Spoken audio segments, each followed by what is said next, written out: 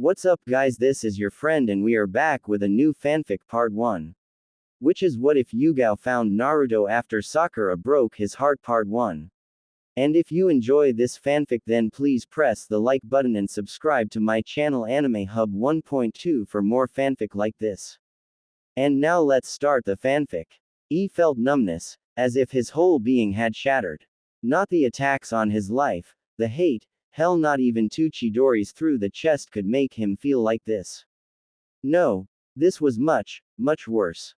He's changed enemies' hearts in battle, he's made friends of enemies, but he didn't even know if he could fix his own heart at the moment, himself. It was ironic. The one who always tried to comfort everyone, now needed comfort, but no one was there. Not a single friend had visited him in the hospital. The girl he's always loved. The one he's consistently put ahead of himself, her values over his, had just shattered his heart, his world. Over a traitor. Flashback. No wonder your parents left you. Who would want to have an annoying child like you? I don't want to see you anymore. Sakura yelled out, making Naruto flinch. Sakura, I tried to breathe. Naruto was cut off by a hard slap across his face. This shocked him. Sakura had never slapped him. Sure, she would punch him across a clearing, but a slap? Nope. Never. Don't you dare say anything. You didn't try to bring back Sasuke-kun. You were just jealous about how strong he was and you're weak. You'll always be weak compared to him. Sakura shouted while walking out of the room and slamming the door shut. I tried. Naruto whispers more to himself while looking down at his bandaged arms. Fighting down a stream of tears. Flashback end. With Naruto. As he walked through the village not paying attention to his destination or surroundings, the young blonde bumped into someone. I'm sorry for bumping into you. Naruto immediately said, knowing the person would make a scene about this and try to get him arrested or banished for, them. He's been in that situation too many times to count. It's alright kid, I should have been watching where I was going. A nice, soft and tender voice replied. One he didn't expect. Normally he'd be getting his ears shouted off of his head. Naruto looked up and saw the person extending a hand out to help him up. He grasped it. It felt warm and feminine. Unlike a man's rough hands, hers were soft. Thanks I think. Naruto half asked, half questioned. Naruto looked up at the person helping him up and was shocked by her beauty. She was a young woman with long lavender hair, brown eyes, and a tattoo on her arm. She looked like a powerful kunoichi who demanded respect. Her sword was seen strapped to her back along with armor on her arms, legs and sorry, kunoichi-san. Naruto blurted out while bowing down, hoping she'd forgive him. He couldn't help but feel stupid for not paying attention to his surroundings, and now he bumped into this kunoichi who screamed, respect me, or die. Naruto-san, I said it was fine, and don't bow to me, it makes me feel like a stuck-up noble. She giggled at the young blonde in front of her. She knew who this boy was and she didn't hate him or despise him. In fact, she greatly respected him for holding back the Kyuubi. How do you know my name? I've never met you before, and if I did I would know someone with purple hair since it's an exotic color. Naruto said with a hint of caution in his voice. It wasn't that he was scared, it's just he didn't trust anyone. He tried trusting someone when he was younger and he regretted that mistake. Well, who doesn't know the prankster king from hell? Also, you're quite popular around some of us shinobi for stopping the Ikibi Jinchuriki from destroying half the village. If it wasn't for you, more than half the village would have been destroyed. She said, giving him a warm, gentle smile with a voice full of honesty. Oh yeah, those pranks were funny. Naruto chuckled out while rubbing the back of his head and giving the kunoichi in front of him a fake smile. He finally realized what she said about Gaara. Wait, how do you know about that fight? It's not public knowledge and only the people in that fight know what happened. Naruto questioned while being back on guard. Let's just say that I have the proper clearance, Naruto-san, besides you probably don't remember me without my mask anyways. She said while smiling at him again. Secretly she was hurting, she didn't want him to see that, so she decided to put up a fake mask. What she didn't realize was that he was doing the same thing. Naruto looked at her closely, trying to figure out who she was. The hair looked familiar for some reason, but he couldn't put his mind on it. He tried to envision her with a mask, and that's when it clicked. Neko. From the look on your face, you seem to remember me. Since I can't have you calling me by that name, you can call me Yugao Azuki. She replied with a smile on her face. She looked him over and noticed a few things were different from his usual self. For one, he wasn't wearing that god-awful orange jumpsuit that screamed, "Here I am, come kill me." She noticed he was wearing a black shirt with black Anbu-style pants and black steel-toed combat boots. His hitai wrapped around his neck, but the one thing that stood out the most was a green chunin vest. Ah, hello Yugao-san, it's an honor to meet you face to face now. Naruto chuckled while giving her his famed foxy smile that would make any girl blush if they didn't hate him. He knew he felt weird in the new clothes that Tsunade had gotten him, and when she told him that Jiraiya had burned all of his jumpsuits, he had shed a single tear, but he was happy that she told him that she had bought him new clothes. So how does it feel to be a newly minted Chunin, Naruto-san? She asked him, knowing that he deserved his promotion. He had basically saved the village from a rampaging Biju, and if that didn't get him promoted, then she wouldn't know what would. Senseiyu would have been proud of him. Yugao thought to herself with a smile on her face. It's weird, and the vest feels weird, it's why I'm keeping it open. Every time I zip it up, it feels too stiff for me to move around, and it makes me feel uncomfortable. Naruto said while smiling at the Anbu in front of him.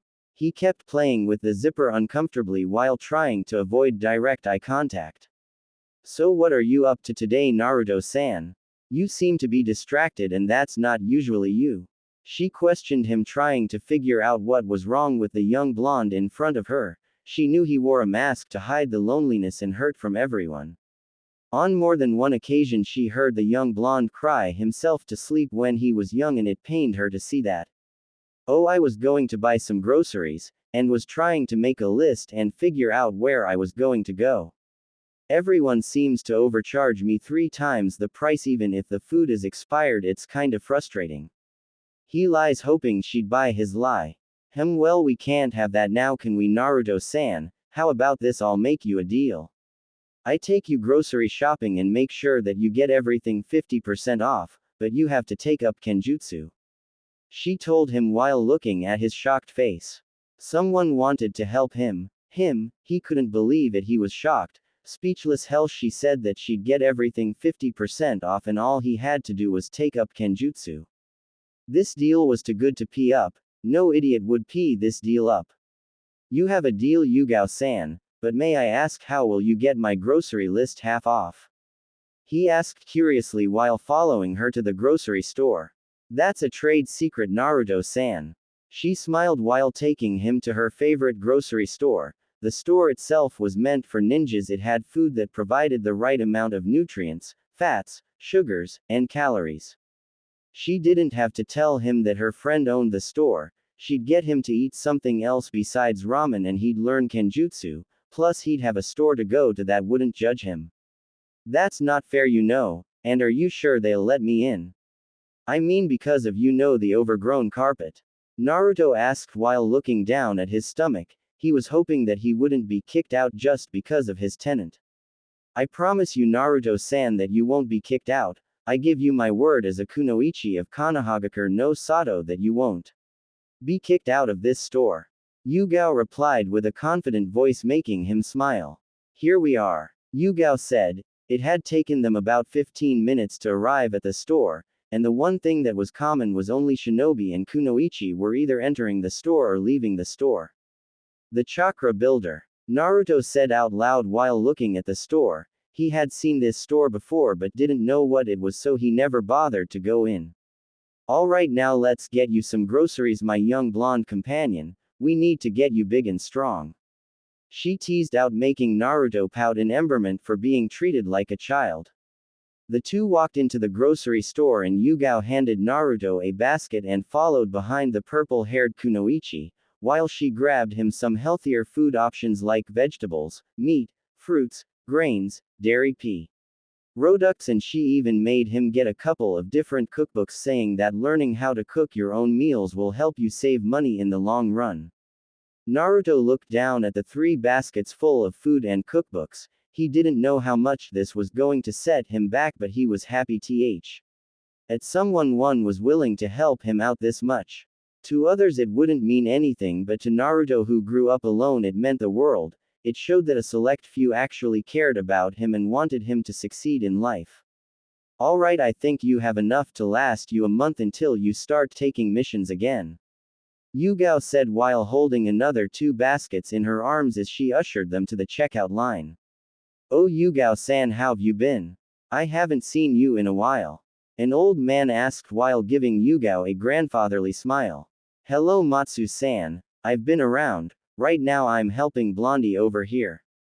Yugao said with a smile on her face while pointing at Naruto, making him blush in embarrassment. So Matsu-san, what's the damage? She asked, knowing the old man would give Naruto the discount. Well, for the young man who saved my shop, how does 50% off of everything sound? He asked, making Naruto's eyes widen in shock. He didn't know what to say. This was too much for him, even though Yugao said she'd get his groceries off for 50% off. He was still shocked. No, I can't accept that. I don't want to hurt your business, and besides, that's too much of a discount. I'm sorry Yugao-san and Matsu-san, but I can't accept this. I'd feel bad if I did. Naruto responded, not knowing what to do in a situation like this. It's not a problem, kid, besides you did save my life during that invasion, so I owe you a lot more than that. Matsu said with a smile on his face, making the young blonde blush in embarrassment. Thanks I guess, and you don't mind me coming back here even though I hold you know who? A hopeful Naruto asked. This was one of those few instances that someone was actually being nice to him and showing him compassion and respect. I'd love if you come back for any of your grocery needs, Naruto-san. Matsu smiles at him warmly. Besides, having you come in here will help you not only in getting the proper diet that you need, but you'll have people not judging who you are as a person. He finished. You have a deal, Matsu-san. Naruto said with a genuine smile, making Yugao smile warmly at him. With Naruto and Yugao, after shopping for groceries, the two had headed to Naruto's apartment to drop them off. Naruto's somber mood had picked up. He was happy that someone was willing to help him like Yugao did. And she's pretty too, thought Naruto, way prettier than Sakura ch. No, I could care less about her now, he inwardly hissed at the thought of her. Yugao is way stronger and prettier. Single quote. He quickly shook himself out of his thoughts. It wouldn't do him good to think like that. He probably didn't even stand a chance with someone like Yugao. She was the best of the best when it came to kunoichis. Sure, there was Kurenai and that crazy snake lady, but Yugao was an Anbu, an experienced one at that too. So since you kept your promise, I'll keep mine, Yugao-san. I'll take up Kenjutsu like you suggested. Naruto said while he was putting away his food and his clones were cleaning his apartment. Naruto was happy that he'd be able to go back to the chakra builder. He could finally buy food at the actual prices without it having to be expired or overpriced. I'll be taking you to Higurashi Weapons Shop. They have high-quality shinobi clothings, since the owner is an ex-shinobi and his daughter wants to become a weapons mistress. Yugao said while watching the creative way Naruto used his shadow clones. How come I never thought about doing this? She mentally face-palmed. Alright Naruto-san, you can have your clones clean up your apartment while you and I go looking for a katana for you, and remember this, you don't choose the katana chooses you. Yugao said while heading outside with Naruto following behind her. Hi Yugao-sensei, I promise to take your words to heart, but what if one doesn't choose me? Could I be able to make my own katana from the bottom up, like the handle, the metal and material? Naruto asked, making Yugao look at him with surprise in her eyes. Now you're talking like a true swordsman, not some wannabe who just swings one around so they can feel powerful. A swordsman is always calm and collected no matter the situation. Yugao said, making sure he understood what it meant to wield a sword. So what's it like to be in Anbu? Naruto asked Yugao while looking at her, not breaking eye contact. He was curious about what it took to be in Anbu and he wanted to know if he'd be able to make it. Higurashi Weapon Shop. Remember what I told you, Anbu is considered the elite of the elite. I'm not going to discourage you to join Anbu. I will let you know this Anbu is always looking for new people to join in the ranks, and we're here now. Let's go and find you a katana and maybe some new supplies. Yugao said while smiling at her young companion. Hi Yugao-san. Naruto replied, whole smiling at her as he opened the door for her. Ladies first. Naruto said politely, making Yugao smile at him and ruffle his hair. Well, aren't you just the gentleman, Naruto-san? Whoever you end up dating will be a very lucky girl. She smiled while walking inside, making him blush in emberment at the thought of him dating. I doubt it, Yugao-san. No one wants to date the demon. I'll probably end up alone, which I don't mind. Besides, no one will ever truly love me. Naruto thought to himself with a small sigh, knowing that he would end up alone. Pushing those thoughts to the side, he walked inside after her. The store was medium-sized, but it worked. Clothes, weapons, scrolls could be seen everywhere. The store was nicely decorated. Katanas, boss staffs, kodachiyas, and other weapons adorned the walls, while clothing was separated in two different sections for kunoichis and shinobis. Scrolls and books adorned multiple bookshelves. For some reason it didn't feel like a shop, it felt homey for some reason. Hello, welcome to Higurashi Weapons Shop. How can I assist you? Came a sweet but professional voice. The girl had two buns on top of her head, making it look like panda ears. She wore a pink Chinese-style shirt and blue Anbu pants with blue shinobi sandals. Hello Tenten, I'm here with a friend and he's interested in kenjutsu. So we're here today to help him find a katana or kodachi. Yugao said with a friendly smile on her face while examining the blonde walking around. Of course Yugao-san, you're one of prized customers, so where is your friend and we'll help him find the right sword. Tenten beamed with a smile on her face while walking around the counter towards the purple-haired woman. Naruto, please come here. Yugao called out, making the brunette girl blink in surprise. She in 100 years would have never thought the blonde was into kenjutsu. She imagined him just swinging a sword around with no skill or talent. Thinking that's what the blonde was going to do annoyed her very much. She knew that he was reckless and impatient. He probably didn't even know anything about kenjutsu, and it irked her. As a weapons mistress, she took pride in knowing how to use every weapon she used in her arsenal. Coming Yugao-san. A voice called out as the young blonde came into view. Tenten has to suppress her blush when she saw the blonde in front of him. Never in a million years would she ever think that Naruto looked hot. He was extremely attractive in his new outfit. And those whisker marks have him a feral and exotic look. He'd definitely be beating the girls off with a stick when he got older. Gone was that god-ugly orange jumpsuit and was replaced with a form-fitting black shirt that seemed to cling to his chest like a second skin, showing off his athletic build. Muscles in all the right places. He wasn't overly muscular, but he was extremely toned and lean. Black-style Anbu pants with his left knee bandaged and a kunai and shuriken holster strapped to his right leg. His Anbu pants were tucked into his steel-toed combat boots, fingerless gloves adorned his hands with metal playing on the back, but she could also see some studs poking out around the fist for added damage. But what stood out the most was an unzipped Chunin vest that he wore. His Hittite hung loosely around his neck and a beautiful green gem necklace could partially be seen under his Hittite. His bright sunny blonde hair was hung loosely around his face from where he was standing. The sun was perfectly hitting his eyes, making them shine bright. It was like swimming in an ocean of brightly polished sapphires. The way they gleamed and sparkled would melt any girl's heart. Oh hey, your name is Tenten, right? Naruto asked while tilting his head slightly to the left in a confused manner. Now Tenten and Yugao prided themselves in being strong kunoichi, but the way Naruto looked right now made them want to glomp the poor blonde and yell out, kawaii. Why ye yes en nar Naruto K-kun. Tenten squeaked out, her face bright red, putting Hinata to shame in terms of blushing. Did I just call him Naruto-kun? I mean, yeah, he looks amazing now, and those whiskers, Okami, I wanna pet them. Tenten thought to herself. Are you okay, Tenten? Your face is red. I think you may be sick, you should go sit down. Naruto said while placing a hand on her forehead, oblivious to Tenten's thoughts. His cerulean blue eyes were full of worry and concern, making Tenten blush even more than before.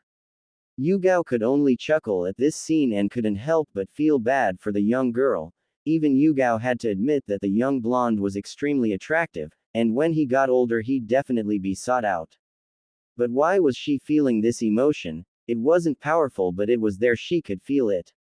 This feeling wasn't anger or sadness, no, she didn't like the way Tenten had looked over Naruto when she first saw him. She knew how others treated Naruto and knew he barely had any friends. People would always blow him off. It also didn't help that he wore that, kill me, orange jumpsuit. But now that he was wearing an outfit that made him look like an actual shinobi, he's garnering more attention from the opposite. But why was she feeling these emotions while looking at Tenten stutter and blush around him? Is this jealousy? No, I'm being silly. Why would I feel jealous about this? Yugao thought to herself while shaking her head. Alright, if you two lovebirds are done flirting, we should go back to our initial goal, and that's to find Naruto-kun a sword. Yugao said unknowingly, using the kun. Why did I say lovebirds for? I need to stop. He's 5 years younger than me and I can't ever forget Hayate-kun. Yugao mentally berated herself. With Yugao, she was a bit disappointed that none of the swords felt right in Naruto's hands. She told them that they'd keep looking for one that fit him perfectly. She knew that Naruto felt disappointed for letting her down, but she told him not to worry about it and that they'd find one together. Yugao had been walking around and saw her old captain reading his smut like usual. Some things never change, she guessed. Hello, Kakashi Taicho, how are you today? Yugao asked while walking up to her old captain. She was under his command in Anbu before he decided to hang up his mask and take on a genin team. She knew of his past and why he did certain things the way he did. Hello, Yugao, how've you been? Kakashi asked while pulling his book down to look at the purple-haired woman. He wondered what she wanted, since she wouldn't really talk to him unless she found it necessary or important. I bumped into one of your students and he's interested in joining Anbu. I have to say that took me by surprise. I wouldn't mind if he joined Anbu. Maybe I'll ask Hokage-sama to place him under my command. Maybe I can help bring out some of his potential, especially in Kenjutsu. Yugao said, giving off a subtle hint, making Kakashi chuckle. I agree, if he joins Anbu he'll gain more experience, plus it'll help him mature a bit more. But I think after his last mission it already helped him mature in more ways than one.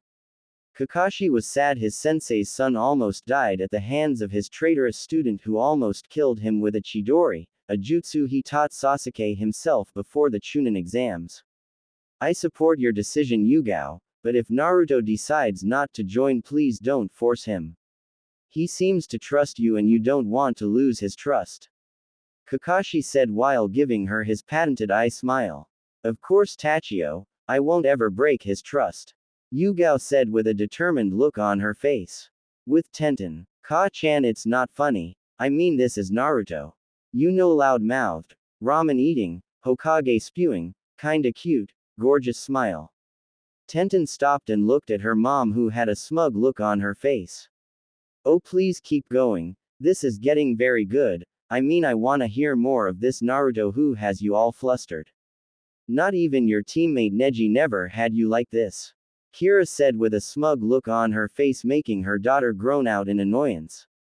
I'm going to bed, Tenten shouted, making her mother laugh. Sure, she thought Naruto looked extremely attractive when he got rid of all that orange. His smile was so radiant and warm it made you feel safe and secure. His blonde hair was so wild and untamed, but yet it looked soft, fluffy. But the thing that got her the most were his eyes. Those bright blue eyes that looked like you were swimming in an ocean full of brightly polished sapphires, and the way the sun hit his eyes wasn't fair, they just shone so big. HTLY that it made her heart skip a beat. She wasn't able to get those eyes out of her mind, the way you could get lost in them and feel like you were swimming. Oh Kami, what am I thinking? Tenten mentally shouted while blushing like crazy. She did not like Naruto and that was final, or maybe she did. With Naruto. You seem distracted Naruto-kun, is something wrong? A soothing voice asked while looking at the young blonde she views as a little brother. Ayame Nichan, why are girls weird? I mean today I was hanging out with someone who actually helped me buy groceries and some cookbooks. Then we went to a weapons shop, where that girl Tenten was blushing. I told her she might have been sick but she kept denying it. Naruto stated while playing with his ramen. Ayame couldn't help but giggle at her little brother's density when it came to girls. She had to admit his new outfit definitely made her ogle him for a second. He looked serious and the black enhanced his deep blue ocean eyes and his bright golden locks.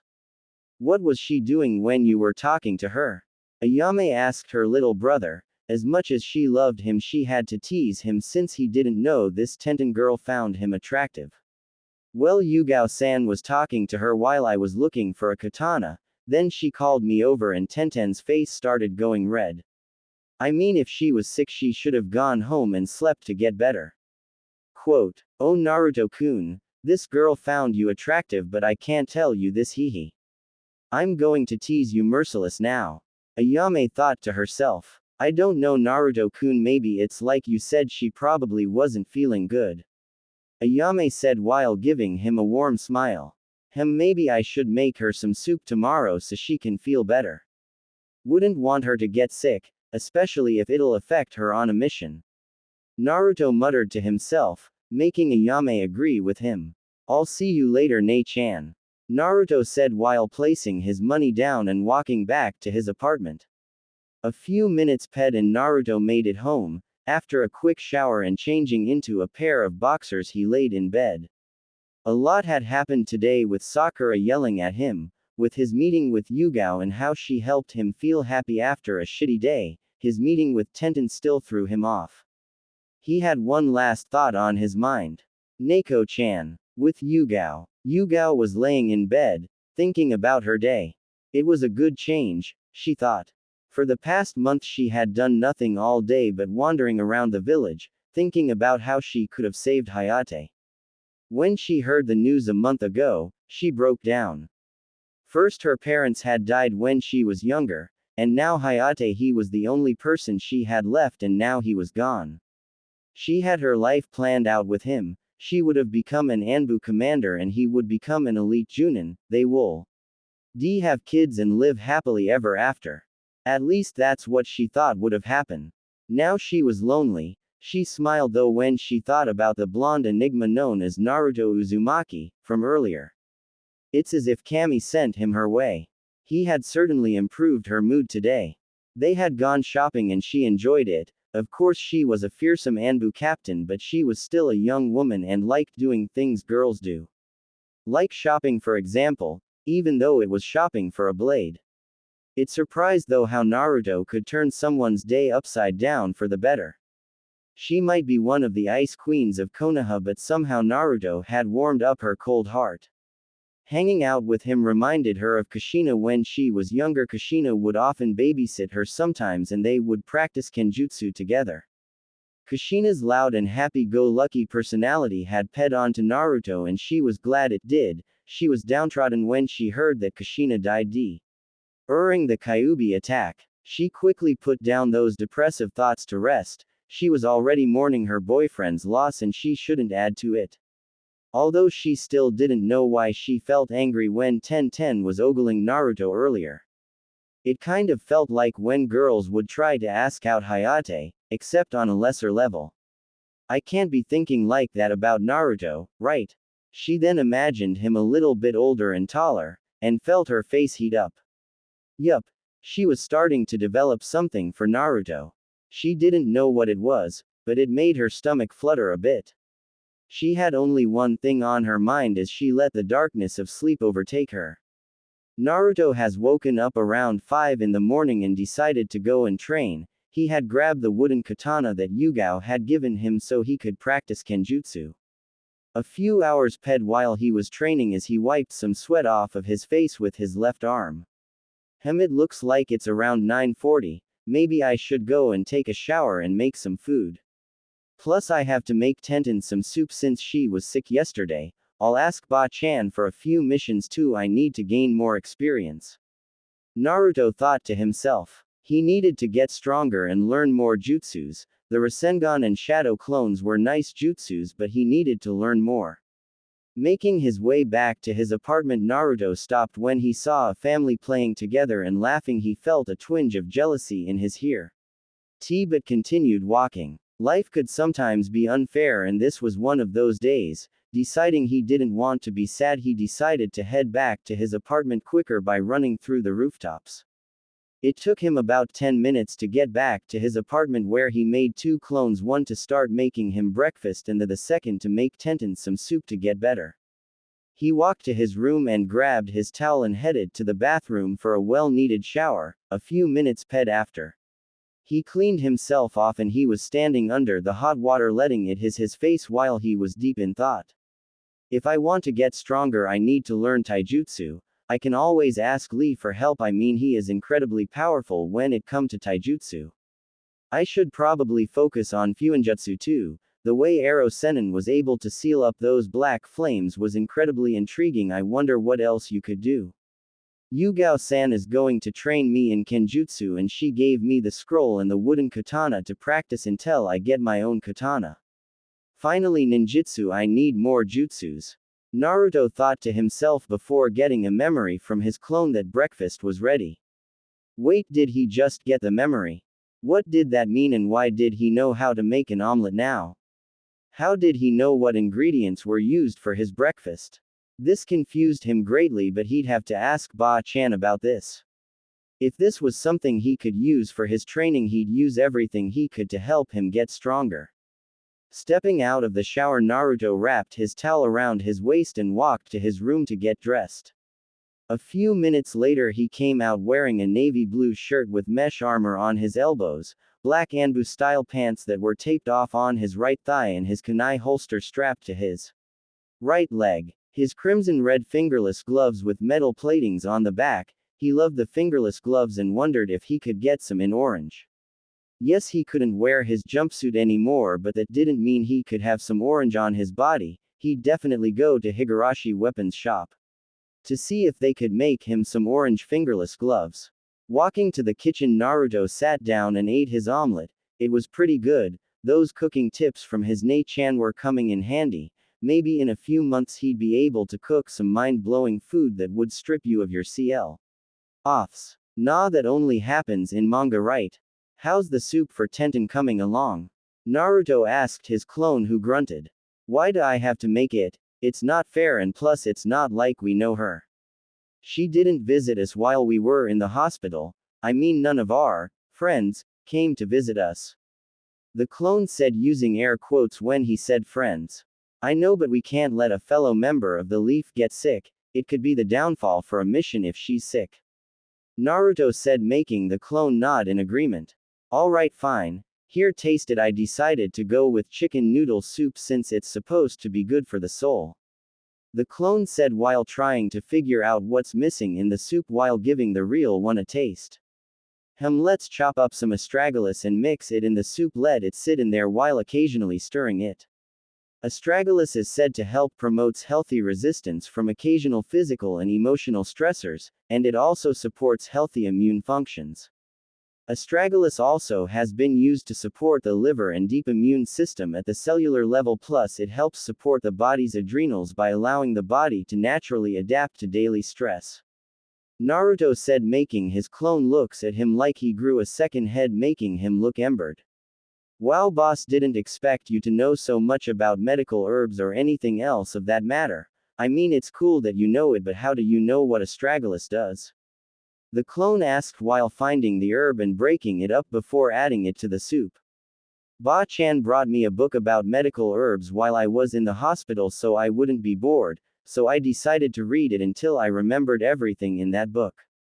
I may not be able to use medical ninjutsu, but that doesn't mean that I can't learn the safety or dangers of medical herbs. Naruto said, smiling while his clone stirred the soup till it came to a nice simmer. Alright, boss, try it now. I think it might be perfect this time. The clone said while Naruto grabbed a new spoon and tasted the soup. It was perfect and it gave a refreshing feel to it. Maybe he'd start incorporating medical herbs to his food from now on. Naruto looked at the clock and it was 11 inches. Alright, let's put this in a container and bring it to Tenten. I think she may be at her weapons shop. If not, we can go to Team 9's training ground and give it to her then. Grabbing a thermos, Naruto gently poured the soup in as he emptied the pan. Perfect. Glad the clone didn't use S huge pot but a small one instead. Naruto thought to himself while putting the lid on top and closing it. Now all he had to do was go look for Tenten and ask Ba-chan for a mission. Before he left, he tied his hitai around his neck and slipped on his Chunin vest before heading out. With Tenten. Tenten was bored. She had woken up early and trained with Guy Sensei, did a quick D-rank mission and N. How she was sitting behind the counter reading a magazine about clothing. Sure, she was a tomboy as most would say, but she was still a girl and would like to dress up nicely if she ever had the chance. Her mother was in the back making some new kunai since they were running kinda low on them. She heard the door open, making the bell ring, alerting of a customer. Welcome to Higurashi Weapons Shop, how can I assist you? Tenten asked while looking up from her magazine, seeing Ino and Sakura. Hey Tenten, how's work coming along? Ino asked while looking at her friend. Ino knew what it was like to work at a family-owned shop. She didn't mind it since she got to work with flowers, but sometimes it did get kinda boring, especially when it didn't get busy. It's fine, it's a slowly kind of day. Tenten replied while putting her magazine down and looking at her friends. After the Chunin exams, they had all hung out together and gathered Team 7, 8, 9 and 10 for get-togethers like lunch and sometimes karaoke. But one thing she did notice was that Naruto never once showed up to any of the get-togethers. She had always asked Sakura why that was and she'd just say that he was a baka and ruin everything. Now that she thought about it, she never once did visit Naruto while he was in the hospital after the failed Sasuke retrieval mission. Did any of them visit him after the failed mission? She knew he was in the hospital for a week and a half and was curious. Hey, did you visit Naruto while he was in the hospital? Tenten asked Ino and Sakura, making Ino blink in confusion and Sakura looked annoyed. Wait, Naruto was in the hospital? When did this happen? I bet he just fell on a kunai while training. Ino laughed out the last part, not knowing the reason why. I did, but that was the ask why he didn't keep his promise to me and bring back Sasuke-kun. Can you believe that he said he tried to bring him back? I mean, he's just jealous that Sasuke-kun is stronger than him. Sakura said while crossing her arms in annoyance. She knew that treating him like that wasn't appropriate, but he'd come back and beg her for dates like he always does just so she could feel better about himself. Unknown to the three girls, Tenten's mother had been listening in on the conversation and was hoping that her daughter would defend the poor blonde. Kira has known his parents and had tried to adopt him when he was younger, but sadly the Sandaime refused, saying it'd be easier for Naruto if he grew up in the orphanage. He was wrong, deadly wrong. Now here she was hoping that her daughter would stand up for him, hoping that the blonde actually had a friend and wasn't alone like she had heard. You're probably right, he probably did fall on a kunai. I mean, it's not like he has talent to be a shinobi. Yesterday he came in trying to buy a katana. I wanted to berate him since he's the type to just swing it around with no grace at all. Tenten joked, making Ino and Sakura laugh. She felt bad for saying these things about him behind his back. Sadly for her and the other two girls, they never once noticed the young blonde listening in on the conversation or the hurt look in his eyes. Oh Tenten, I thought I raised you better than this. Minato and Kushina, I'm so sorry for how your son is being treated. I hope he can find someone who truly cares for him and can heal his broken heart. Kira thought to herself with a pained look in her eyes. Hey Tenten, Ino and Sakura. Came a male voice behind them, making them flinch and pale, hoping he didn't hear what they said about them. Little did they know Naruto had heard everything. His stealth was the one of the things he prided himself on. He could get in anywhere and not be noticed unless he wanted to be noticed, and thanks to his darker clothes he just blended right in. Naruto, what are you doing here? Tenten asked in fear, hoping that he didn't hear what she had just said about him. She did like the blonde for helping Neji change his heart and mind and letting him know that if he didn't want to be held back by the chains that bind him, that he'd have to let go of the hatred in his heart. Well, yesterday you seemed sick, so I made you some soup to help you get better. I even added astragalus. It's a type of medical herb that helps the immune system and on occasions physical and emotional stressors, like your training. Naruto said before handing her the thermos. Before walking away, he stopped at the door and didn't look. You're welcome. I'll try not to fall on a kunai if you catch my drift, he said before leaving a sad Tenten and a scared Ino and Sakura. Tenten had a hurt look on her face. She had just disrespected Naruto, who had never once said anything bad about anyone, especially her. Yet here she was making fun of him so she wouldn't get judged by her peers. Minato, Kushina, your son is so strong and shoulders so much by himself. How much more can he shoulder before he finally has enough? Tenten's mother thought to herself before walking away with a tear running down her face. Hokage Tower. It had taken Naruto about 20 minutes to arrive at the Hokage Tower. He was hoping to get a mission where he could be gone for a couple of days. He also had a few questions he wanted to ask his Ba-chan, especially about the clones and about joining Anbu. He was hoping she'd let him. Anbu were the elite of the elite, and if he could join Anbu, then he'd be a part of that elite force. A force that works from the shadows, never once being noticed unless they allowed themselves to be noticed, a force that stuck fear in the hearts of enemies. Ruto. A soft, gentle voice called out, bringing him out of his thoughts. The woman was a fair-skinned, of average height and slender build, with onyx eyes and jet black hair. Her hair was straight and shoulder length, with bangs that cover her ears and frame her face. She was wearing a long bluish-black kimono with white trimmings, held closed by a white obi, and open-toed sandals with low heels. Oh hey Shizune Nichan, sorry I didn't see you there, I was lost in thought and didn't notice you, Naruto said, giving her one of his patent foxy smiles, making her look at her surrogate little brother with worry in her eyes. It's okay Naruto-kun, I was just asking if you were here to talk to Tsunade-sama about a mission or something important, Shizune asked while escorting him to Tsunade's office.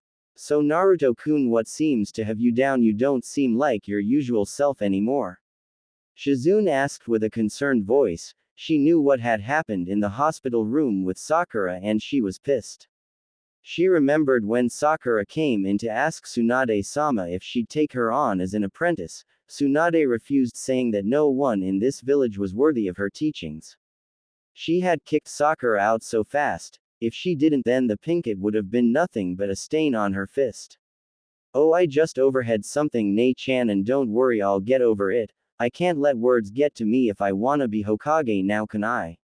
He said with a smile that hid the pain and hurt in eyes. Shizune knew that he was giving her a fake smile. She had seen enough from Tsunade-sama to know when one was genuine or fake. As much as she wanted to pry, she didn't want to make him uncomfortable. She'd wait and talk to her master about this. Alright Naruto-kun, here we are, and please make sure you stay safe if you go in a mission. Tsunade-sama, Jiraiya-sama and I worry about you Naruto-kun, Shizune said in a warm, gentle voice, making him smile. At least he had a few people that cared about him. 6 people. He knew it wasn't a lot, but to him he'd do anything for them to make sure they were safe and happy. They were his family and he'd always protect his family no matter what. He'd probably have to stop by and talk to Iruka since he felt kinda bad for not talking to him for a few weeks. I promise Shizune Nichan, I'll always come back to my precious people, he said, giving her one of his rare true smiles. That smile wasn't big like his foxy smile. No, this smile was small and gentle. It was warm and inviting. It looked so right on his face. This smile was only meant for those he held close to his heart, a smile that held so much love for his precious Pei Opal. After watching Shizune walk away, Naruto walked into the Hokage office and saw his Ba-chan going through paperwork.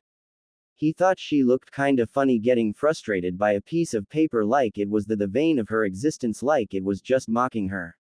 Hey Ba-chan, I was wondering if I could get a mission, maybe something like bandit extermination. Naruto asked, making Tsunade raise an eyebrow at his mission request. Tsunade was a fair-skinned woman with honey brown eyes and straight blonde hair that was parted above her forehead. Her hair had a shoulder-length bangs that frame her face while reaching her lower back, which she kept it tied in two loose ponytails. A violet diamond shape was clearly visible on her forehead. Tsunade often wore green haori with the kanji for gamble on the back, inside a red circle which was on the back of her chair. She wore a gray, kimono-style blouse with no sleeves, held closed by a broad, dark bluish-gray obi that matches her pants. Her blouse is closed quite low, revealing her sizable amount of cleavage. She wore a pair of open-toed, strappy black sandals with high heels, her red nail polish on both her fingernails and toenails, and uses a soft pink lipstick. I think I have one like that, brat, but can I ask why you want this kind of mission? Tsunade asked while looking at the young blonde who she viewed as her son in all but blood. She knew that something was bothering him but knew he didn't like talking about his problems since he felt like he was disturbing other people's peace. When she saw what Sakura did to him, she was ready to kill the scrawny pinkett for slapping him. When she asked to be taken on as an apprentice, she refused immediately and kicked the girl out of her office even quicker. I just want to clear my head and a mission can help me with that, plus I had a couple of questions that I wanted to ask you. First, I had my clones make me breakfast and for some reason I got their memories like I was doing what they were doing. Do you have any idea why that is? Naruto asked her. The shadow clones are a justice that people utilize for information gathering, and when the clone finally disperses any new knowledge it gains, it's fed back to the original ninja and any additional clones. So if you use this for, let's say, training everything the clones learn, like chakra control or hand signs, you'll gain that knowledge. It doesn't work for physical training, but it does help you with muscle memory. Now add in the multi-shadow clone jutsu and you'll be able to learn a lot quicker. Tsunade said. So I could use the clones for training. This is very interesting. Not only will it give me a huge boost, but essentially I could make so much more progress. Naruto thought to himself. What's your second question, brat? Tsunade asked, probably already knowing what he was going to ask her. Yugao and Kakashi both came to her yesterday and talked to her about Naruto joining Anbu. She thought they were crazy when she first told them, but after hearing them out she figured it'd be a perfect fit for him. I was wondering if you'd let me join Anbu. I know they're considered the elite of the elite. I want to get stronger, and if it means joining Anbu to push myself to get stronger, even if it means that they break me down and build me up, I will do whatever it takes to become an elite shinobi. Naruto declared with fire burning in his eyes. The pure determination that he was producing made Tsunade smile. Even the Anbu hidden in the room were smirking at the blonde's determination, and couldn't help but get fired up. After their shift they were going to train hard to make sure they stayed at their peak fighting condition. They couldn't be shown up by a newly minted chunin even if they did like the blonde and kept them on their toes. I don't see why not, brat. You probably have more reasons, but for this one time I'll grant you permission to join Anbu. Plus you also had two people who spoke to me about you joining Anbu, and one of my captains requested you by name specifically. Tsunade said, making Naruto smile at her warmly.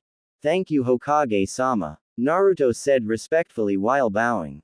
It was one of those extremely rare occurrences when Naruto showed the proper respect for the Hokage, and when he did, you'd better cherish it since it was rare to ever have him respect. Why?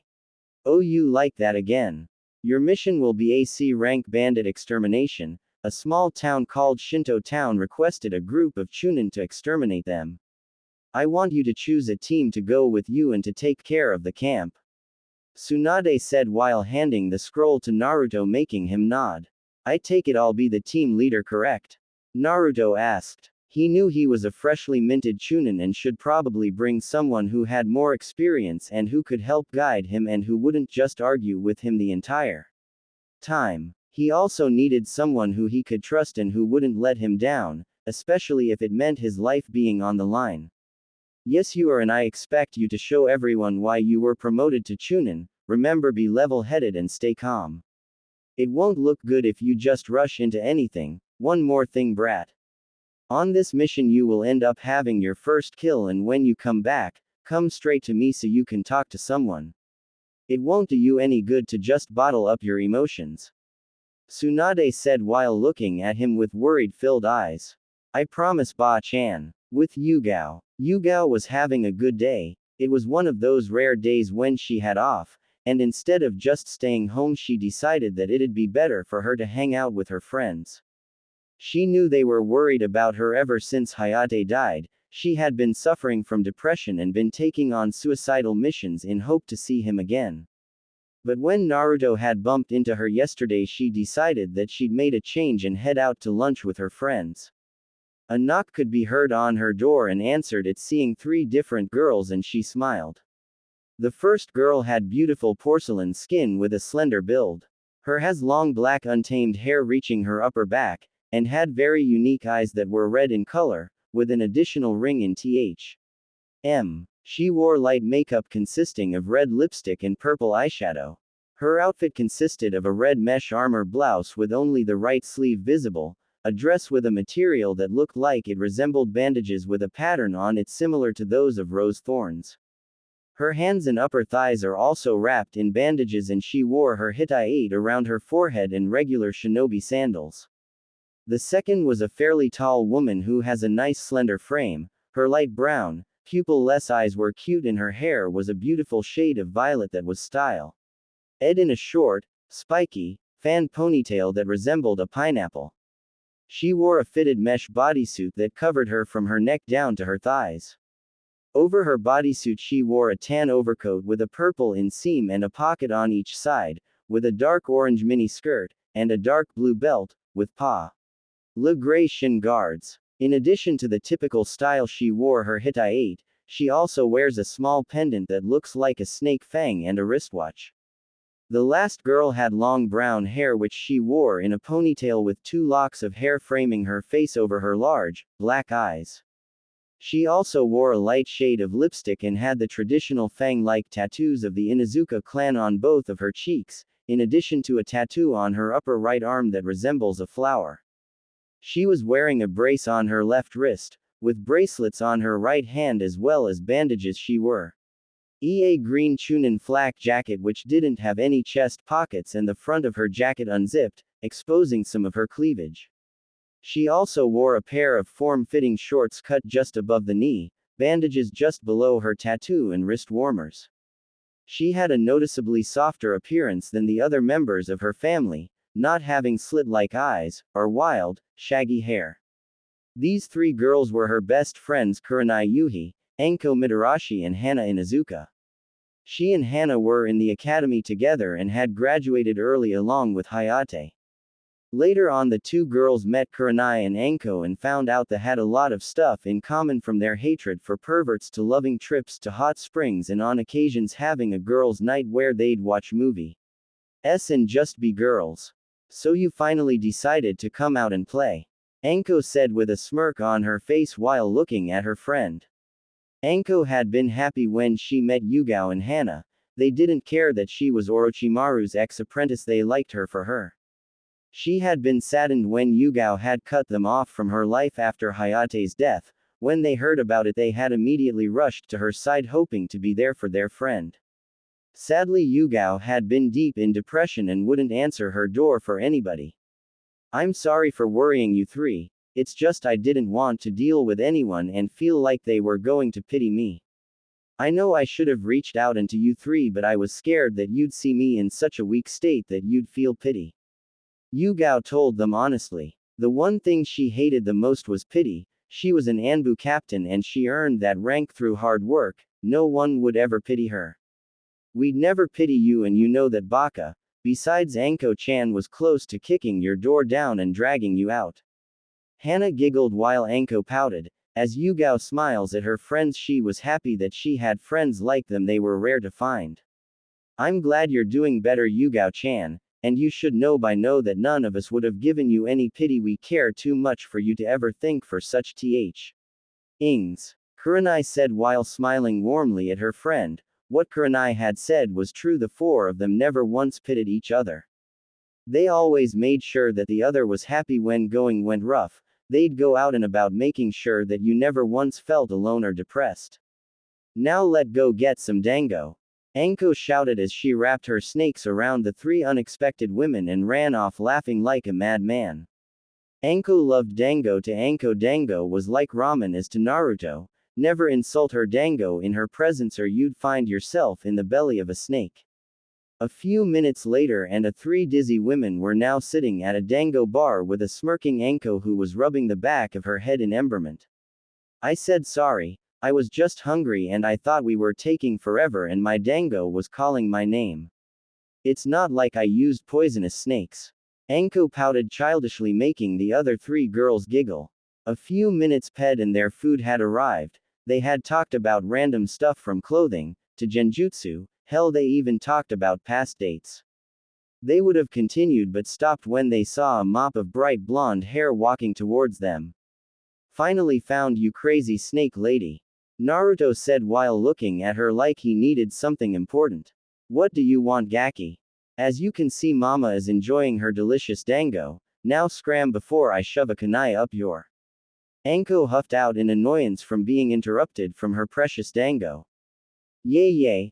I have a question for you. I'm going on a C rank mission and I need to bring 2 more people with me and was wondering if you'd want to tag along. You'll be able to play with blood all you want. Naruto said, hoping she'd agree to go with him. Who's leading the mission, Gaki?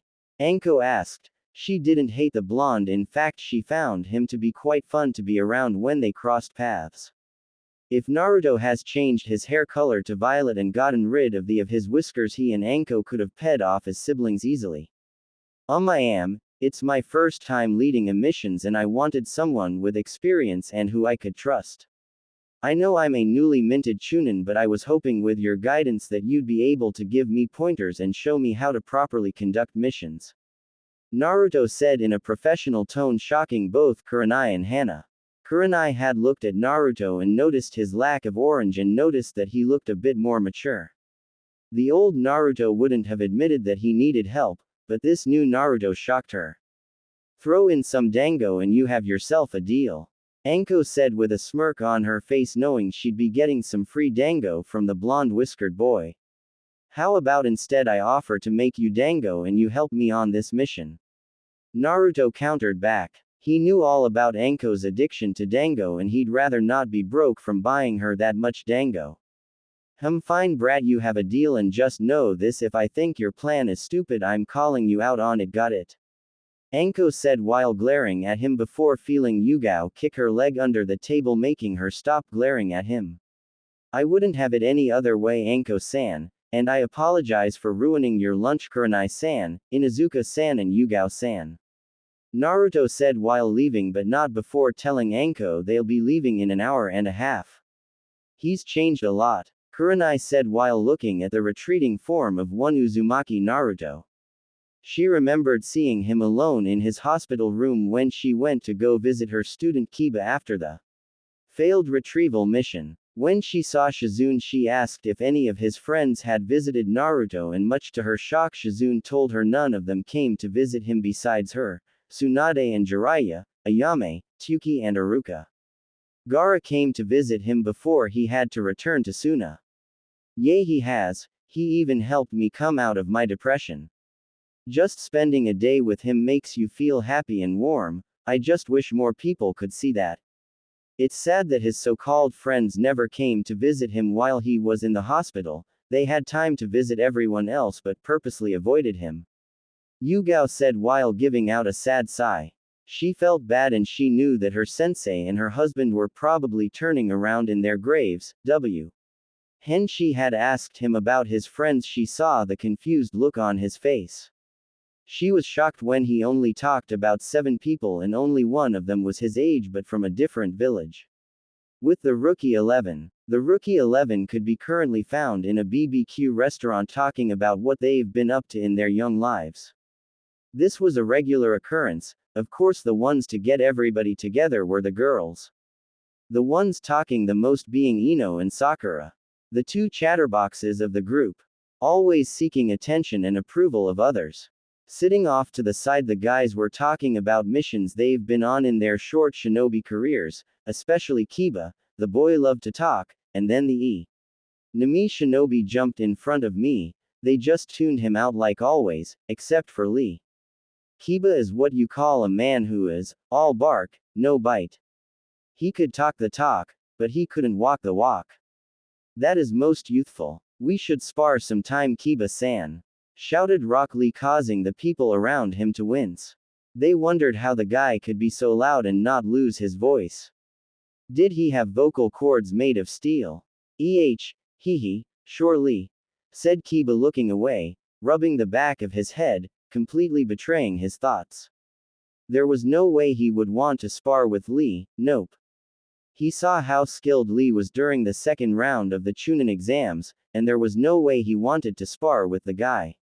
Especially after seeing how he could transform, becoming stronger, faster, and more vicious. Troublesome, muttered Shikamaru. By the way, where's Naruto? I haven't seen him in a while. He asked the group, causing everyone to drop what they were talking about with the boy's name being mentioned. Why do you care about the dead last? He'd probably ruin this get-together anyways. I mean, he was always the weakest out of all of us. Kiba boasted, whole puffing out his chest. Sure you are, Kiba, that's why you're considered yourself strongest genin. Shikamaru, I need you for a mission. You weren't really my first option, but I guess you'll have to do. I would have preferred Azuma or Ketsu, but I can't have one without the other, and I already chose Anko to be a part of this mission. Naruto said, slightly annoyed that he'd have to use Shikamaru for this mission. Troublesome, do I really have to go? Shikamaru groaned out in annoyance. He really wanted to relax and not deal with any missions today. He just wanted to sleep and watch the clouds.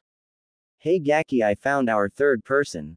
Anko shouted from outside, making Naruto smile. Thanked Kami. Naruto said with a smile on his face while walking outside, and was shocked about who was outside with Anko. Well, what are we waiting for, Naruto-kun? We have a mission to complete, said the voice, making Naruto smile. Shizune Nichan, what are you doing here? Naruto asked in confusion while looking at the Ravenet in confusion. He didn't expect Anko to help find someone, especially a medic nin. That greatly confused him. Why did Anko bring a medic with her? Remember, Gaki always, and I mean always, have a teammate who knows medical ninjutsu. It'll be helpful in the long run. Most shinobi just pee off medics since they're not close-range fighters. But not me, brat. I value medics above all else. When I was in Anbu, having a medic on my squad was extremely helpful and life-saving. They pulled RS out of so much trouble, Anko said while patting Shizune on her back, making the woman blush in emberment from being praised so much.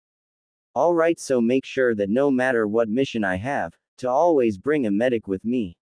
Know that I think about it. It does seem like the perfect idea. I mean, most people ignore them and don't care much about the idea since they feel like they have to protect them, Naruto said while they made their way to the village gates.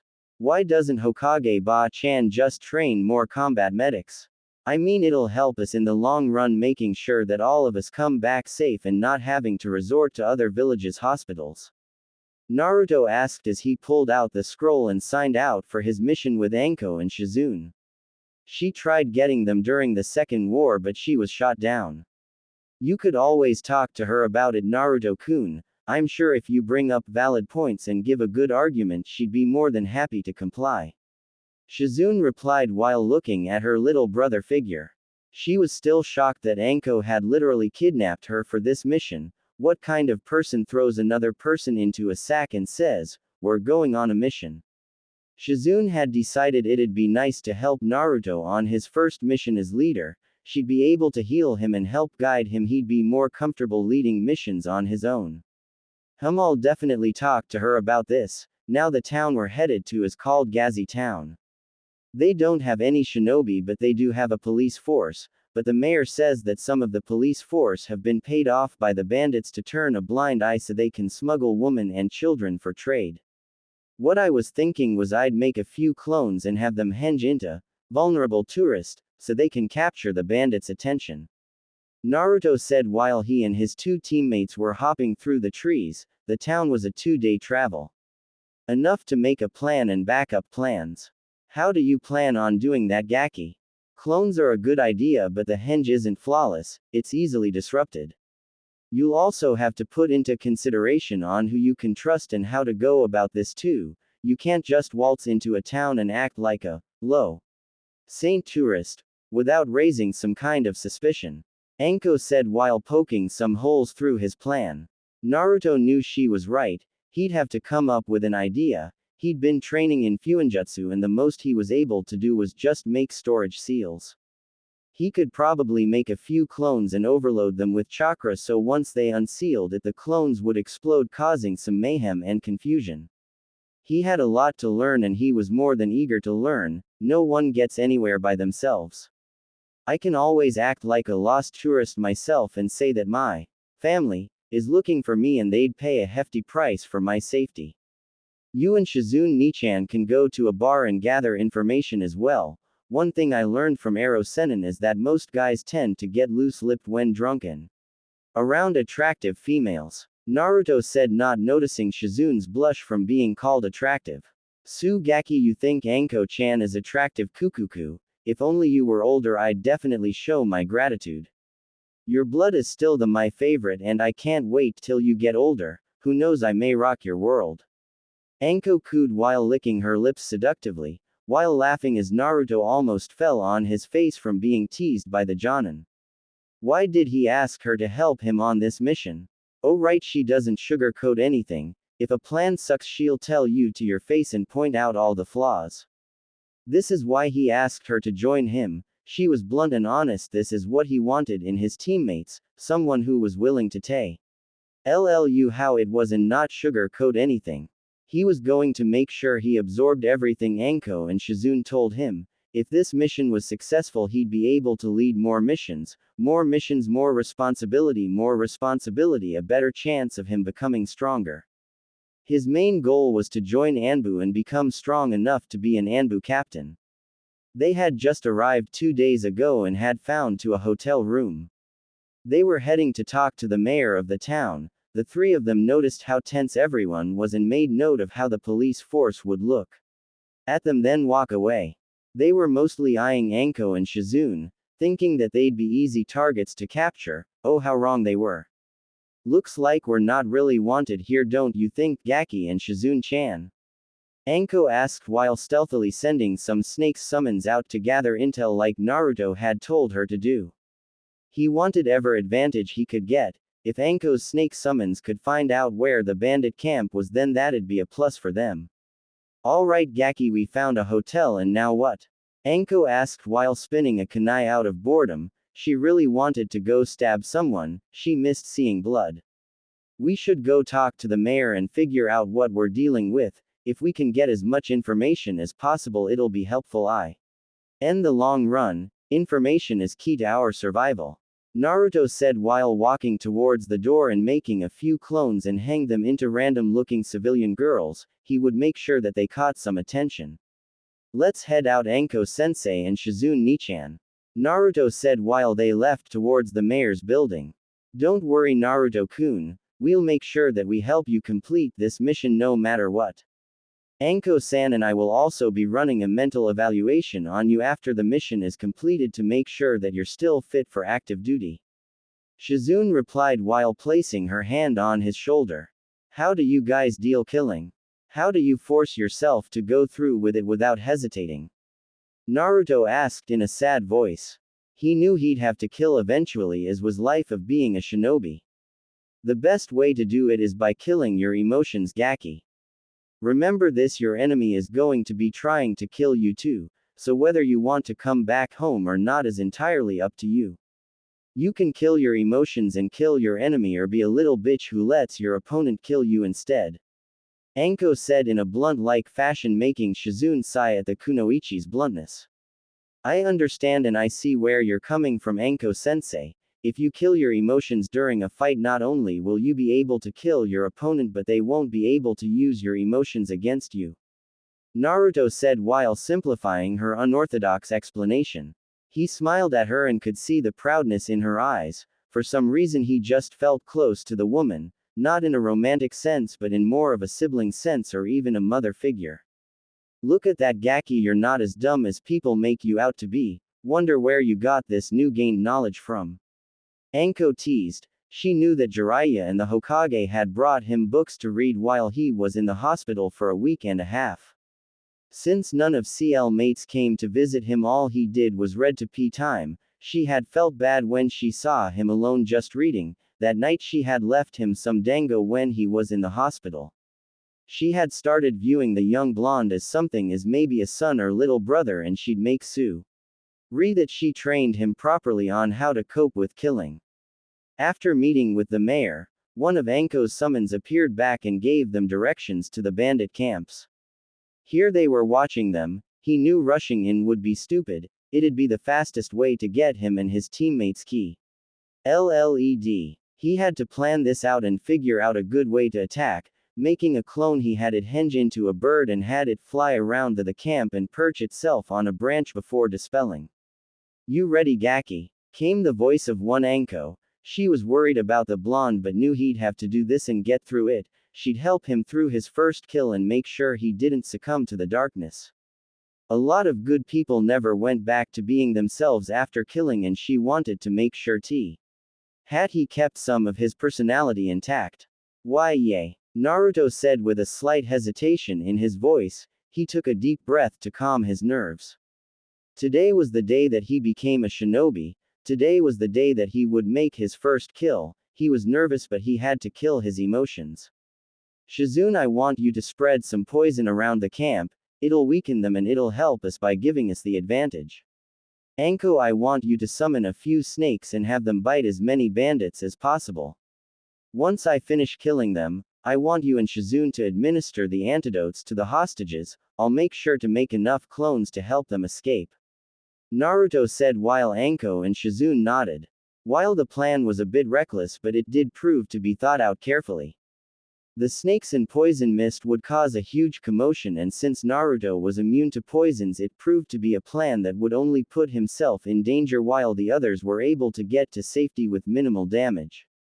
After getting in close without being spotted or noticed, the plan was set in motion. Purple smoke expelled from Shizune's mouth as snakes slithered in the camp as the men and women were screaming and inhaling the poisons. Some felt fangs in their legs and started feeling sick, causing them to throw up. Some didn't even notice as Naruto sliced their necks, killing them instantly. Shizune and Anko watched as the clones were bringing out the kidnapped women. Shizune and Anko immediately went to treat them, giving them antidotes as they smiled at them and hugged them. In the camp, Naruto hardened his heart as he watched a couple of bandits run towards him as they staggered and yelled. Moving to the side and dodging a katana swipe, Naruto brought his knee up to the man's stomach before impaling his kunai through the man's neck, killing him instantly. A blank look remained on Naruto's face before flinging his kunai towards a female who rushed at him with a bow staff. With a swift motion he threw the kunai and watched as it flew through the air. As it met its target, the sound of gurgling could be heard as Naruto picked up the katana and rushed forward before making more clones. Bandit after bandit fell. He and his clones would slice or stab their way through them. He wanted this mission to be over. He felt sick to his stomach and wanted to throw up. He steeled his resolve before slicing off a woman's head as the look of shock and horror never left her face. Years of abuse and instincts told Naruto to duck as a battle axe was swung where his head was located. You, cough cough. You're good brat, but let's see how you really do. The man coughed out through the poison mist. Naruto readied himself. One mistake and he'd die, one wrong move and it'd cost him his life. He watched as the man rushed forward and brought the battle axe in a downward slash, making Naruto dodge. With an instant the man resumed his attack as he brought his axe back up in an upward slash. Years of dodging saved his life as the man was able to slice some of his clothing and the cloth holding his Hittite, making it fall the ground. Yo. Cough cough cough. The man spat out some blood before composing himself. I won't lie brat, you got lucky. If this poison and those snakes hadn't weakened me, I know you'd be dead by now. The man fainted, trying to goad Naruto into making a mistake. I won't lie, this is the first mission that I'm leading myself, and this is the first time I've killed. I know I'd be dead if I didn't have my teammates weaken you, but that doesn't mean I'll go down without taking you with me. Even the strongest of men can be taken down by a civilian if the moment is right or if the numbers are too great. Naruto said before adding some chakra to the Kodachi. He'd definitely keep this. It was rare to find chakra metal, but to find a Kodachi or katana that was made from chakra metal was even rarer. Smart brat. Most kids your age would have let their emotions get in the way or they'd never admit that they'd be dead. He smirked. Naruto. I didn't ask for your name, brat, but since you were kind enough to tell me yours, my name is Ken. He said with a smirk before rushing in while swinging his battle axe towards the blonde's midsection. He watched as Naruto brought up the Kodachi and blocked his attack. A fight for dominance was seen before Naruto spammed his foot into the man's stomach, making him lose his balance. Whether it was instincts or from the clone's memories, Naruto brought up, grabbed his Ken's battle axe and yanked it forward before slamming his Kodachi through his heart. Cough cough cough, that was as a good plan. Ken said before falling backwards with his eyes closed. Not that Naruto would ever know, but he had earned the respect of Ken Zaku. A man known for his ruthlessness and heartless, he had killed many in his life and never once in his life did he care for others. But Naruto admitted to him that if he didn't weaken him he'd surely be dead. That's what made Naruto earn his respect. A week had passed since completing the mission and Yugao was standing outside Naruto's door. She knew that he was depressed and couldn't sleep, constantly waking up from nightmares. She felt bad for the blonde but knew that being out with friends would help him. So here she was, picking up Naruto to hang out with her and a few of her friends. Naruto, open this door before I kick it down and drag you out by your ear. Yugao shouted before she heard shuffling and some curses. From the sounds of it, Naruto must have tripped. A few seconds later, a sleep-deprived Naruto answered the door. Oh hey Yugao. Week had passed since completing the mission and Yugao was standing outside Naruto's door. She knew that he was depressed and couldn't sleep, constantly waking up from nightmares. She felt bad for the blonde but knew that being out with friends would help him. So here she was, picking up Naruto to hang out with her and a few of her friends. Naruto, open this door before I kick it down and drag you out by your ear. Yugao shouted before she heard shuffling and some curses. From the sounds of it, Naruto must have tripped. A few seconds later, a sleep-deprived Naruto answered the door. Oh hey Yugao. She looked over him and noticed the bags under his eyes and knew he hadn't been sleeping. From what Anko and Shizune told her, he had decided it'd be best if he killed the bandits while they healed the hostages from the poison mist that Shizune produced. His disheveled hair most likely caused from turning in his sleep. She was worrying about him. He wasn't talking to anyone about his kills, most likely because he felt like he'd be ruining their day if he went to them for advice. Naruto, get dressed. You're going to spend the day with me. I don't want to hear you complaining about not wanting to waste my time. I have a mission in 3 hours, and in those 3 hours you're going to talk to me about what's bothering you. Yugao said with a stern voice, leaving no room for arguments. Naruto let out a sigh as he slowly nodded. He knew Yugao was going to let this drop until he talked to her. He really wanted to say he didn't have to listen to her since she wasn't her sensei or mother, but he knew that would lead nowhere and only cause more problems. Alright, let me get dressed then, Yugao. Naruto said before opening the door wider to let her in. Say what people would want, but Naruto was a neat freak. His entire apartment was clean and tidy. He's been overly cleaning again. Yugao thought while she let out a sigh. She knew it was a coping mechanism for himself. Only 3 people knew, and one of them was dead and the other was a missing nin who was after his fury tenant. I see you've been cleaning again, Naruto. Yugao said loud enough for him to hear her. She looked over his table and encounters. Not a speck of dust could be seen and the smell of cleaning chemicals were strong. She heard some laughing downstairs and knew it was the brothel that he lived above of. Why yay, it's calming, and plus I've been cooking a lot too, so that's been very helpful. There's some homemade chakra protein bars in the fridge if you want any. Naruto said while putting on some clean clothes. Thank you, Naruto. I'll be sure to seal some up for my mission. Yugao said before opening his fridge. She noticed them on a plate covered in foil and grabbed a sealing scroll from her vest and grabbed a couple of the chakra protein bars. I added some minced fruit in them too, a mixture of strawberries, oranges, and some have cherries too. Naruto said while walking out of his room. She noticed he was wearing a short-sleeved navy blue shirt, with black Anbu-style pants with his right knee taped off. His necklace was safely hidden behind his shirt. She looked him over one last time and patted his head as she smiled. Now let's go get some lunch and you can tell me what's been bothering you, Naruto. Yugao said with a smile on her face as they walked towards the door and put their shinobi sandals back on. So are you going to tell what's been bothering you for the past couple of days? Yugao asked while holding a cup of tea in her hands and slowly bringing it up to her lips as she took a sip while looking at her blonde companion across from her. Do you think I'm a monster? Naruto quietly asked her. It was something that's been nothing him for a few days and he desperately wanted to know if she viewed him as a monster. Sure, being a shinobi or kunoichi meant killing, but once he killed them he felt like he was nothing but a monster. No, you're not. We're ninjas. Killing is in our job description. No matter how badly we all want to avoid it, we can't.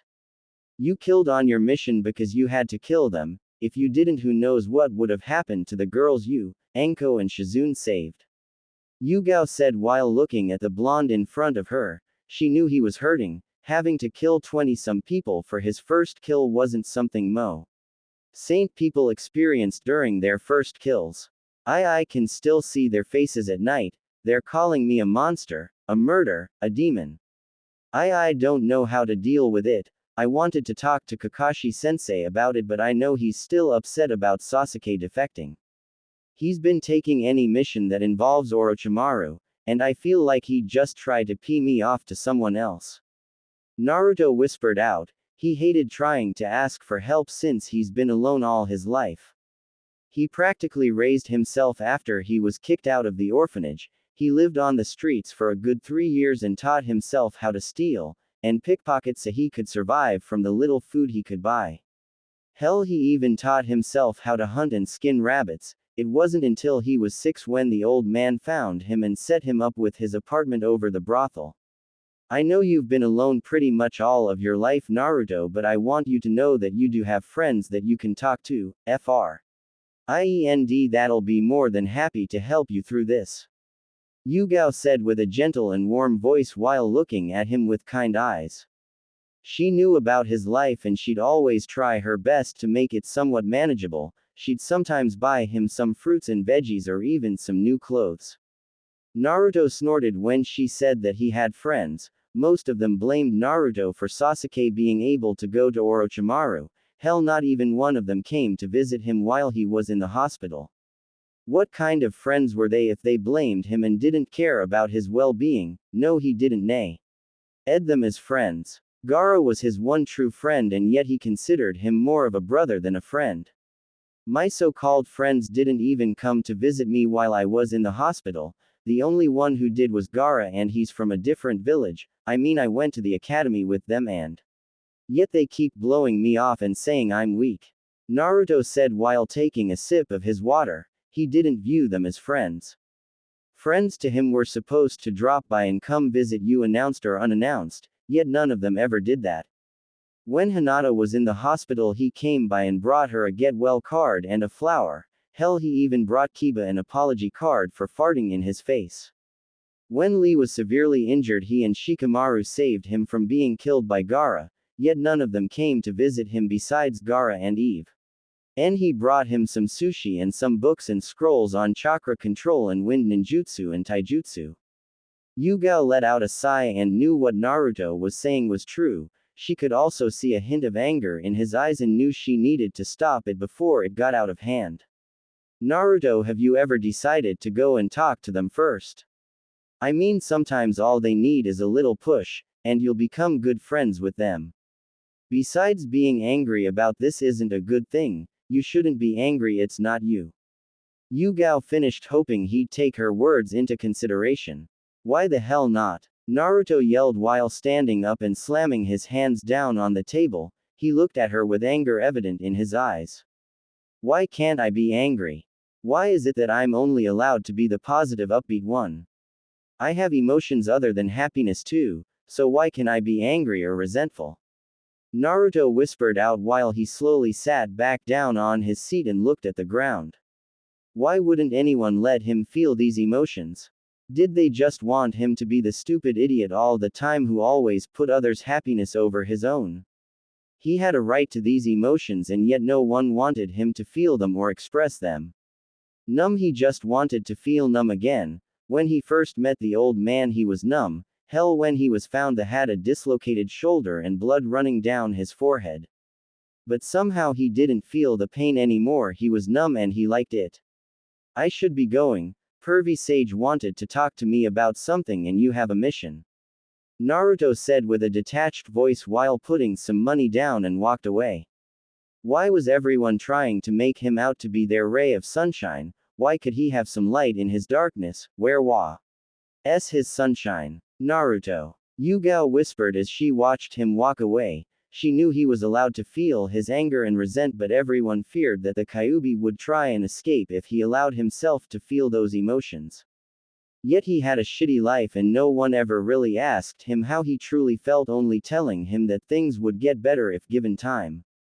Naruto was walking through the streets annoyed. Why wouldn't they let him just be angry for once in his life? He was angry when Kakashi blew him off during the Chunin exams but faked a smile. He was angry because he was weak and his sensei did nothing to train him to get stronger. Yes, he knew Kakashi was strong as a ninja, but as a teacher he was as useful as a mop on a rainy day. Watch it dead last, Kiba said while glaring at Naruto. Kiba didn't care if Naruto was a Chunin, to him he'd always be the dealastin and clanless loser. Hinata looked at Kiba and Naruto. She wanted to stand up for Naruto, but Kiba was her friend and teammate. Maybe she'd apologize to him when he was alone and say it was Kiba being Kiba. She knew he'd forgive it and agree and laugh it off. Kurenai-san, you should really teach your genin manners. I could have him reprimanded for disrespecting a superior. Clan heir or not, he needs to learn how to respect those who outrank him. Attitudes like that will get him and his teammates killed. Naruto practically growled out in anger, making the three genin flinch at Naruto's cold, emotionless words. Naruto, he's your friend, maybe you can look it over. Kurenai asked, hoping that he'd just drop it since friendships were always formed during the academy.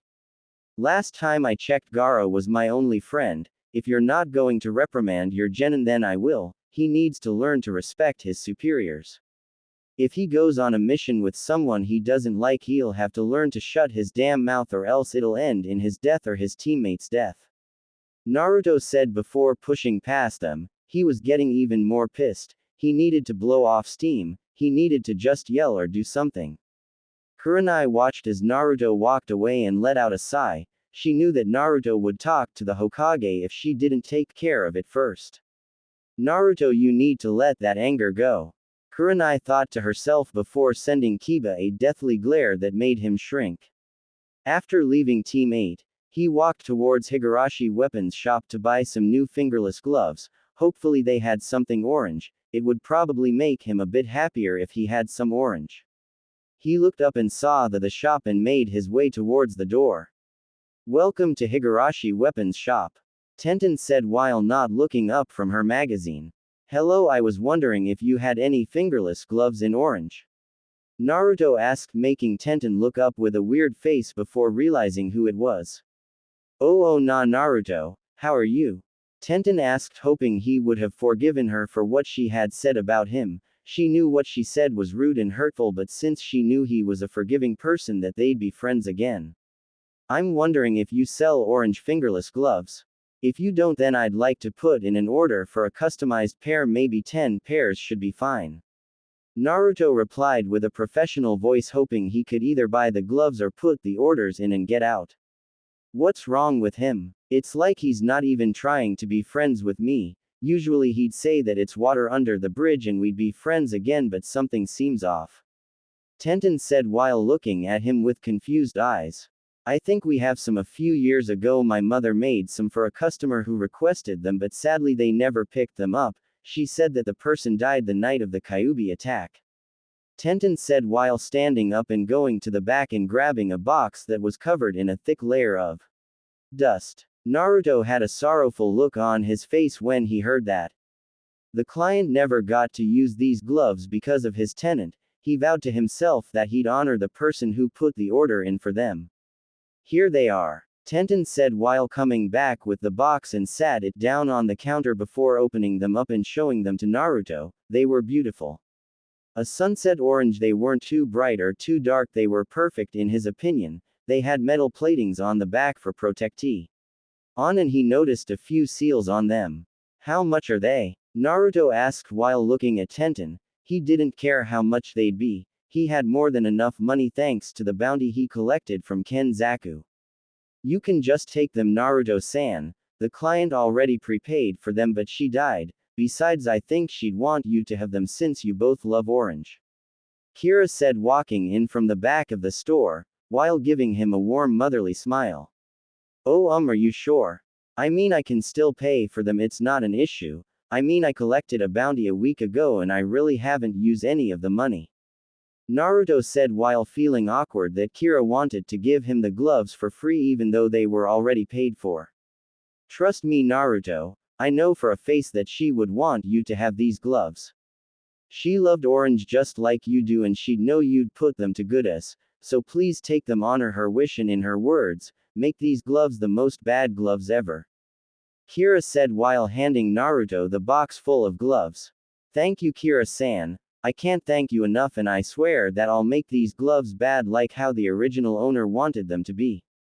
Naruto said with a small bow before gently picking up the box.